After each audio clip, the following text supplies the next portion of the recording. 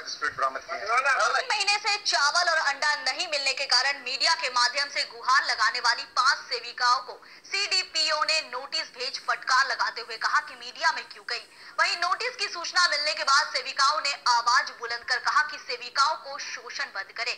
वहीं सेविका धानी मुर्मू ने कहा कि मीडिया का सहारा लेना और मीडिया द्वारा खबर को प्रमुखता से दिखाए जाने के बाद आज हम लोगों को मामला रफा दफा करने के लिए नोटिस भेजा गया, पर हम किसी भी हाल में डरने वाले नहीं हैं।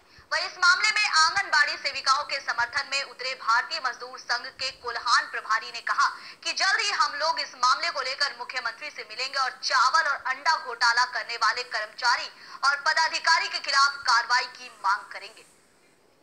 जामताड़ा के काला झरिया एसबीआई बैंक में